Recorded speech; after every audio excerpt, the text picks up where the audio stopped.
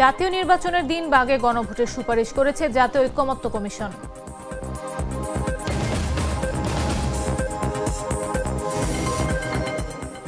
ইসিতে 18 দফা প্রস্তাব, ইসি থেকেও রিটার্নিং কর্মকর্তা চায় জামায়াত।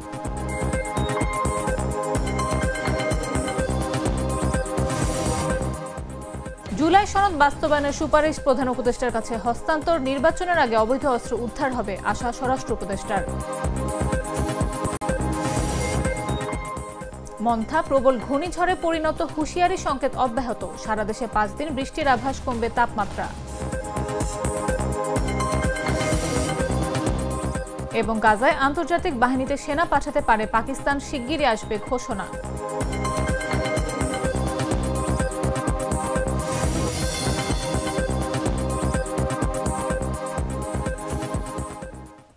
সন্ধ্যা 7টা নিউজে সবাইকে আমন্ত্রণ। সাথে আছে আমি নাফিস আব্দুল্লাহ। মশলা বদলে ফেলেছি, এবার আপনিও বদলে ফেলুন। একবার প্রাণ গুঁড়া মশলা ব্যবহার করেই দেখুন। ত্রয়োদশ জাতীয় সংসদ নির্বাচনের আগে অথবা নির্বাচনের দিন জুলাই সনদ নিয়ে গণভোট আয়োজনের সুপারিশ করেছে জাতীয় ঐকমত্য কমিশন। মঙ্গলবার বিকেলে প্রধান উপদেষ্টার জ্যেষ্ঠ সহকারী প্রেস সচিব ফয়েজ আহমদ এ তথ্য জানান। তিনি জানান, নির্বাচনের দিন সহ তার আগে যে কোনো দিন সরকার জুলাই জাতীয় সনদের উপর গণভোটের আয়োজন করতে পারে। এই মর্মে ঐকমত্য কমিশন সুপারিশ দিয়েছে। ফয়েজ আহমদ জানান, মঙ্গলবার ঐকমত্য কমিশনের সংবাদ সম্মেলনে অধ্যাপক আলী রিয়াজের একটি বক্তব্য থেকে ভুল বোঝাবুঝির সৃষ্টি হয়েছে। পরবর্তীতে এক সাংবাদিকের প্রশ্নের জবাবে তিনি স্পষ্ট করে বলেন, নির্বাচনের দিন সহ তার আগে যে কোনো দিন সরকার জুলাই জাতীয় সনদের উপর গণভোটের আয়োজন করতে পারে। এই মর্মে ঐকমত্য কমিশন সুপারিশ দিয়েছে।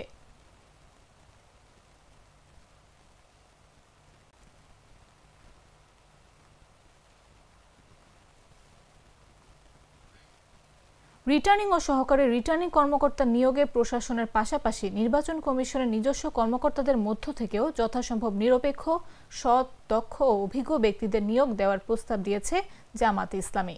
মঙ্গলবার জামায়াতে ইসলামীর পক্ষ থেকে 18 দফা সুপারিশ পেশ করা হয়েছে।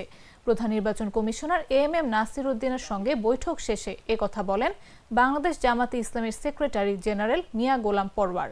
রাজধানীর আগারগাঁওয়ের নির্বাচন ভবন সভাকক্ষে এ বৈঠক অনুষ্ঠিত হয়। এবং তার পক্ষে কমিশনার বৃন্দ আমাদের প্রশ্নের এবং আমাদের দাবিগুলোর ব্যাপারে তারা আরও ক্লারিফিকেশন দিয়েছেন, কি কি পদক্ষেপ তারা নিচ্ছেন, তাদের সামনে কি কি চ্যালেঞ্জ আছে, কি কি টেকনিক্যাল অসুবিধা আছে, আর কি কি সম্ভাবনা আছে, সেগুলো যেমন তুলে ধরেছেন, তেমনি রাজনৈতিক দলগুলোর সহযোগিতার যে প্রয়োজন, বিশেষ করে জামায়াতে ইসলামীর কাছেও তারা সহযোগিতা কামনা করেছেন। এই সব আলোচনাই কিন্তু খুবই খোলামেলা এবং সৌহার্দ্যপূর্ণ আন্তরিক পরিবেশে অনুষ্ঠিত হয়েছে এবং আমরা ওনাদের আলোচনায় অন্তত আন্তরিকতার দিক থেকে আমরা সন্তুষ্ট যে ওনারা প্রচেষ্টা চালাচ্ছেন এবং প্রচেষ্টা চালাবেন। কিছু বাস্তব চ্যালেঞ্জও ওনাদের সামনে রয়েছে আমাদের এই 18 দফার সবগুলো বাস্তবায়নের ব্যাপারে। তবে জুলাই জাতীয় সনদের বাস্তবায়নের উপায় সম্পর্কিত সুপারিশ অন্তর্বর্তীকালীন সরকারের প্রধান উপদেষ্টা অধ্যাপক মোহাম্মদ ইউনূসের কাছে হস্তান্তর করেছে জাতীয় ঐকমত্য কমিশন। মঙ্গলবার দুপুরে এই সুপারিশ হস্তান্তর করা হয়। প্রধান উপদেষ্টা উপপ্রেস সচিব আবুল কালাম আজাদ মজুমদার এ তথ্য জানান। এদিকে প্রধান উপদেষ্টার প্রেস উইং দুপুরে রাজধানীর বেইলি রোডের ফরেন সার্ভিস একাডেমিতে প্রেস ব্রিফিংয়ে গণমাধ্যমের সদস্যদের আমন্ত্রণ জানিয়েছেন। প্রধান উপদেষ্টার উপপ্রেস সচিব আবুল কালাম আজাদ মজুমদার জানান, প্রেস ব্রিফিংয়ে অধ্যাপক আলী রিয়াজ এবং জাতীয় ঐকমত্য কমিটির সদস্যরা বক্তব্য রাখবেন। আমরা আজকে শুরু করি। আজকে একটা মহান ঐতিহাসিক দিবস, সেটা স্মরণ করে আমরা আমাদের সবাই শুরু করি। আজকে কমিশনের ঐকমত্য কমিশনের পক্ষ থেকে সরকারের কাছে রিপোর্ট প্রদান করা হবে। এটা গুরুত্বপূর্ণ বিশিষ্ট দিন জাতির ইতিহাসে। আমরা শুরু করেছিলাম অভ্যুত্থান, তারপরে সবচেয়ে গুরুত্বপূর্ণ অধ্যায় ছিল জুলাই ঘোষণা, জুলাই ঘোষণার পরে জুলাই সনদ। আজকে আরেকটি গুরুত্বপূর্ণ দিন, এই জুলাই সনদের বাস্তবায়নের প্রক্রিয়া। এরকম গুরুত্বপূর্ণ একটা বিষয়, আমরা এটা ঐতিহাসিক পরিবর্তন। এটার আজকে যেটা আমাদের হাতে দেবে কমিশন, সেটা তাদের বাস্তবায়নের প্রক্রিয়াটা যদি আমরা সঠিকভাবে পালন করতে পারি, কাছে এগিয়ে নিয়ে যেতে পারি, তাহলে বাংলাদেশ অতীত থেকে মুক্ত হয়ে যাবে। এটি হলো বিষয়। আমরা সেই অতীত থেকে মুক্ত হতে চাই, নতুনভাবে বাংলাদেশ গড়ার কাছে নিযুক্ত হতে চাই। সেটার পথ দেখাবে আমাদের এই সনদের বাস্তবায়ন কিভাবে হবে তার উপরে। ত্রয়োদশ সংসদ নির্বাচনের আগে অবৈধ অধিকাংশ অস্ত্র উদ্ধার করা হবে এমন আশা প্রকাশ করেছেন স্বরাষ্ট্র উপদেষ্টা জাহাঙ্গীর আলম চৌধুরী। বলেন, প্রতিনিয়ত অবৈধ অস্ত্র উদ্ধার করা হচ্ছে, যা অব্যাহত থাকবে। মঙ্গলবার সকালে আনসার ও গ্রাম প্রতিরক্ষা ট্রাস্টের ট্রান্সপোর্ট সার্ভিসের উদ্বোধন অনুষ্ঠান শেষে এসব কথা বলেন তিনি। উপদেষ্টা বলেন, নির্বাচনের সময় সব থেকে বেশি নিয়োজিত থাকবে আনসার। প্রতিটি কেন্দ্রে থাকবেন 13 জন সদস্য। এছাড়া এবারই প্রথমবারের মতো প্রিজাইডিং অফিসার নিরাপত্তায় একজন করে আনসার নিয়োজিত থাকবেন।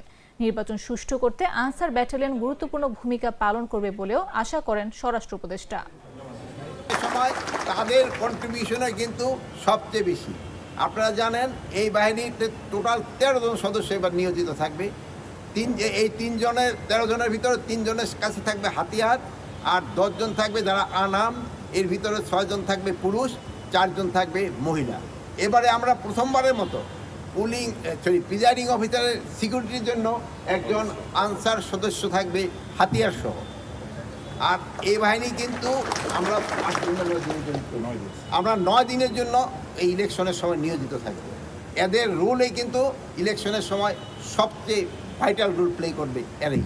আপনারা দোয়া করবেন এরা যেন তাদের দায়িত্ব সুষ্ঠুভাবে সম্পাদন করতে পারে এবং জাতিকে একটা উৎসবমুখর পরিবেশে এবং একটা ভালো নির্বাচন উপহার দিতে পারে। অস্ত্র সবসময় কিছু বাইরে থাকে এবং এই বাহিনীগুলি ডেইলি কিন্তু উদ্ধার করতেছে।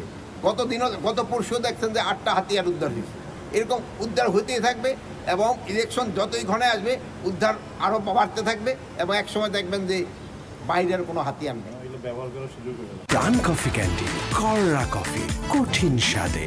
হাইকে বলো বাই। পশ্চিম মধ্য বঙ্গোপসাগর ও তৎসংলগ্ন দক্ষিণ পশ্চিম বঙ্গোপসাগর এলাকায় অবস্থানরত ঘূর্ণিঝড় মন্থা আরও উত্তর পশ্চিম দিকে অগ্রসর ও ঘনীভূত হয়ে প্রবল ঘূর্ণিঝড়ে পরিণত হয়েছে। ঘূর্ণিঝড়টি মঙ্গলবার সন্ধ্যায় ভারতের অন্ধ্রপ্রদেশ উপকূল দিয়ে অতিক্রম করবে। মঙ্গলবার আবহাওয়া অফিসের বিশেষ বিজ্ঞপ্তিতে ক্রমিক নম্বর 9-এ এসব তথ্য জানানো হয়। এতে বলা হয়, ঘূর্ণিঝড় মন্থা আজ সকাল 6টায় চট্টগ্রাম সমুদ্রবন্দর থেকে 1290 কিলোমিটার দক্ষিণ পশ্চিমে, কক্সবাজার সমুদ্রবন্দর থেকে 1250 কিলোমিটার দক্ষিণ পশ্চিমে, মোংলা সমুদ্রবন্দর থেকে 1140 কিলোমিটার দক্ষিণ পশ্চিমে এবং পায়রা সমুদ্রবন্দর থেকে 1155 কিলোমিটার দক্ষিণ পশ্চিমে অবস্থান করছিল। এটি আরও উত্তর পশ্চিম দিকে অগ্রসর হয়ে আজ সন্ধ্যা রাত নাগাদ ভারতের অন্ধ্রপ্রদেশ উপকূল অতিক্রম করতে পারে।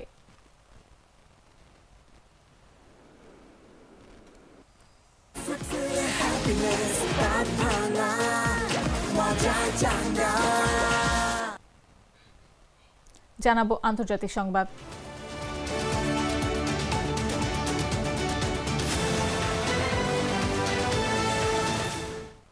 গাজায় আন্তর্জাতিক স্থিতিশীলতা বাহিনীতে সেনা পাঠাতে পারে পাকিস্তান। এই বিষয়ে খুব শিগগিরই ঘোষণা আসতে পারে বলে জানিয়েছেন ইসলামাবাদের কর্মকর্তারা। মঙ্গলবার সংবাদ মাধ্যম ডনের প্রতিবেদনে এ খবর জানানো হয়। আলোচনার সাথে পরিচিত কর্মকর্তারা, যারা বিষয়টির সংবেদনশীলতার কারণে নাম প্রকাশ না করার অনুরোধ করেছিলেন, তারা বলেছেন সরকার এবং সামরিক প্রতিষ্ঠানের মধ্যে আলোচনা উন্নত পর্যায়ে রয়েছে। তাদের মতে আলোচনা থেকে বোঝা যাচ্ছে যে ইসলামাবাদ এই মিশনে অংশ নিতে আগ্রহী। মার্কিন মধ্যস্থতায় গাজা শান্তি চুক্তির একটি ভিত্তিপ্রস্তর হল আইএসএফ প্রতিষ্ঠা, যা মূলত মুসলিম সংখ্যাগরিষ্ঠ দেশগুলোর সৈন্যদের নিয়ে গঠিত।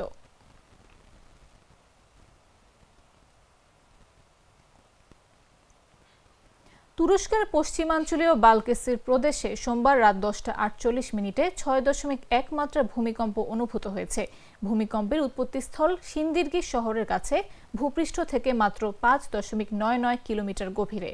ইস্তানবুল, বুরসা, মানশিয়া ও ইজমির প্রদেশেও কম্পন অনুভূত হয়েছে।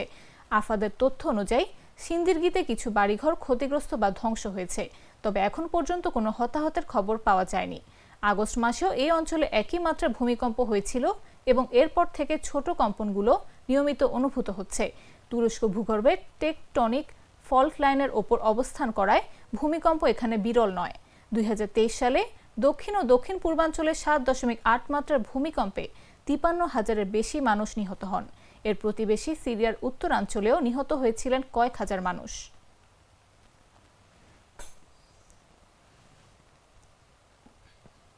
সংবাদ শেষ করব খেলার খবর জানিয়ে।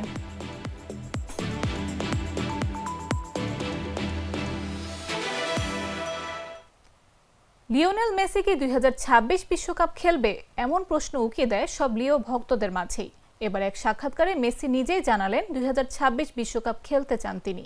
যুক্তরাষ্ট্রের সংবাদ মাধ্যম এনবিসি নিউজকে দেয়া এক সাক্ষাৎকারে লিওনেল মেসি 2026 বিশ্বকাপে খেলার ইচ্ছা প্রকাশ করেছেন। যুক্তরাষ্ট্র, মেক্সিকো ও কানাডায় অনুষ্ঠিতব্য বিশ্বকাপে আর্জেন্টিনার হয়ে শিরোপা ধরে রাখার অভিযানে দলের সঙ্গে থাকতে চান তিনি। তবে বরাবরের মতোই জানিয়েছেন সবকিছু নির্ভর করছে তার শারীরিক ফিটনেসের উপর। মেসি বলেন, জাতীয় দলের হয়ে খেলা সবসময় স্বপ্নের মতো, বিশেষ করে বড় কোনো প্রতিযোগিতায়। সৃষ্টিকর্তা আবারও সেই সুযোগ দেবেন বলে আশা ব্যক্ত করেন তিনি। পারফরমেন্স বিবেচনায় মেসি দারুণ ছন্দে আছেন। সম্প্রতি MLS এর গোল্ডেন বুট জিতেছেন এবং MVP পুরস্কারেরও ফাইনালিস্ট হয়েছেন। তবে আপাতত তার সব মনোযোগ ইন্টার মিয়ামিকে MLS কাপ জেতা নয়।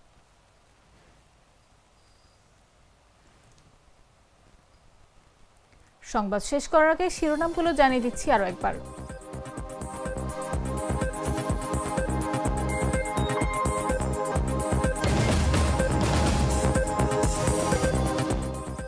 জাতীয় নির্বাচনের দিন বা আগে গণভোটের সুপারিশ করেছে জাতীয় ঐকমত্য কমিশন।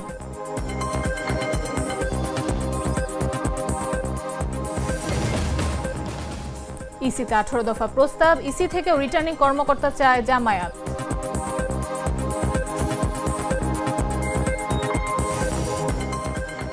জুলাই সনদ বাস্তবায়নের সুপারিশ প্রধান উপদেষ্টার কাছে হস্তান্তর, নির্বাচনের আগে অবৈধ অস্ত্র উদ্ধার হবে আশা স্বরাষ্ট্র উপদেষ্টার।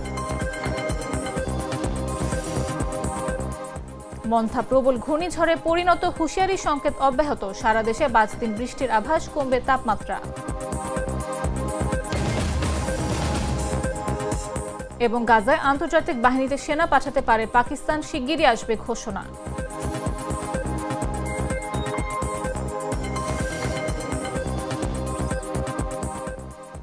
দর্শক, এই ছিল এখনকার মতো।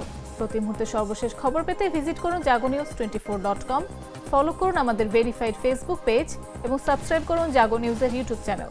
এতক্ষণ সাথে থাকার জন্য ধন্যবাদ সবাইকে।